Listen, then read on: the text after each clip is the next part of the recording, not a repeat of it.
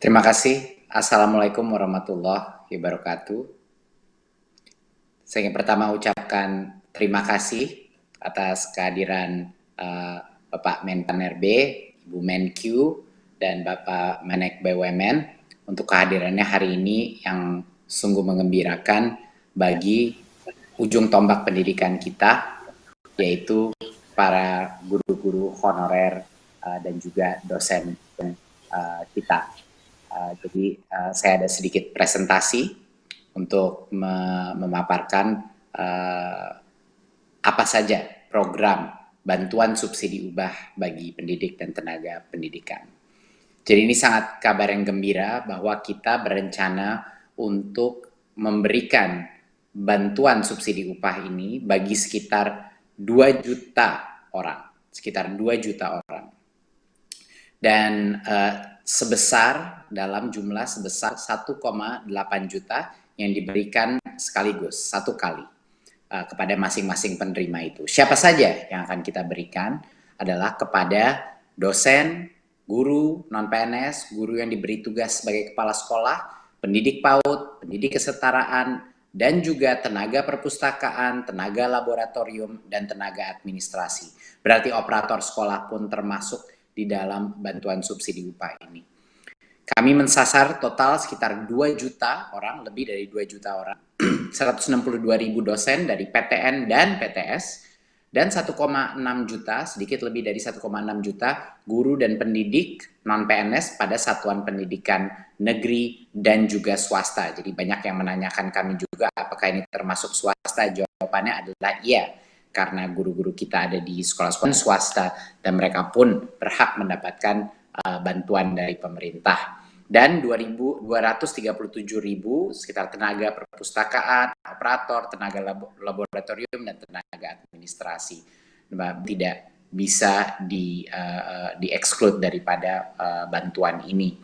Nah, salah satu hal kenapa kita melakukan, pemerintah melakukan bantuan subsidi upah adalah untuk membantu ujung tombak pendidikan kita di berbagai macam sekolah kita yang sudah berjasa untuk membantu pendidikan anak-anak kita, tapi mungkin di situasi seperti pandemi ini ada berbagai macam gejolak, bukan saja di bidang pembelajaran tapi juga di bidang ekonomi, dan kami menyadari ini.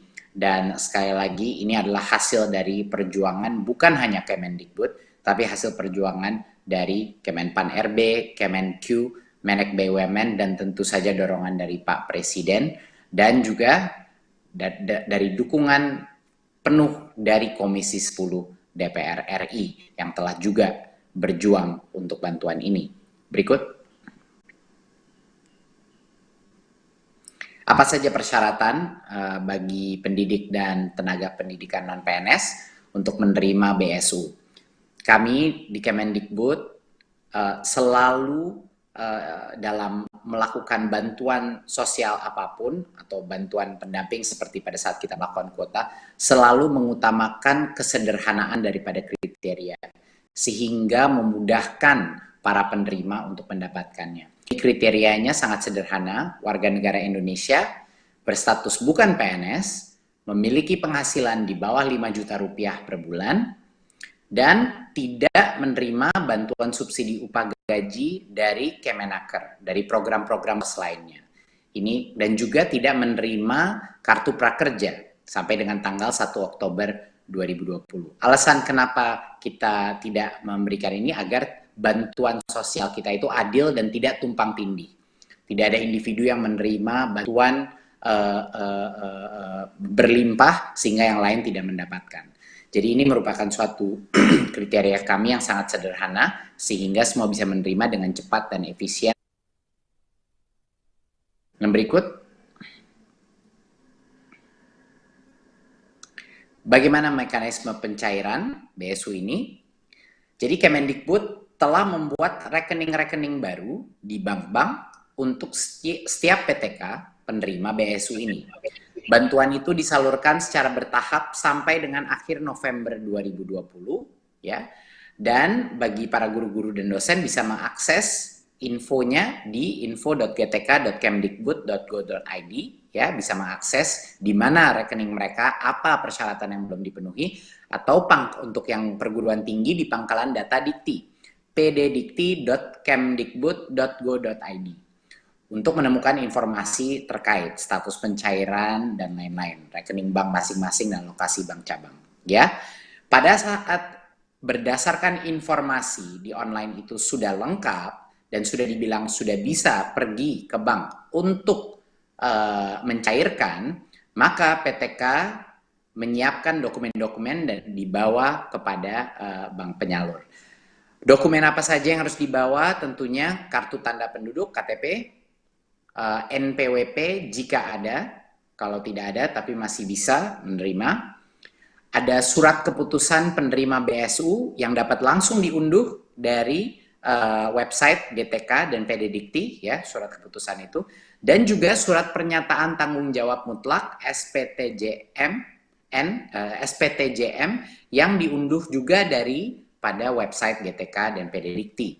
Dan ini yang kedua, SPTJM ini harus di-print dan ditandatangani dengan materai. Ya, jadi semua kebutuhan di luar KTP dan NPWP itu ada di laman website baik GTK maupun PD Dikti. Pada saat itu sudah lengkap, mari PTK akan mendatangi bank penyalur dan melakukan aktivasi rekening dan langsung menerima BSU tersebut. Ya, PTK membawa dokumen. PTK diberikan waktu untuk mengaktifkan rekeningnya hingga tanggal 30 Juni 2021. Ini kita memberikan waktu yang sangat panjang untuk memastikan semuanya bisa mendapatkan. Kalau misalnya ada kendala teknis, dia cukup waktu untuk mendapatkannya.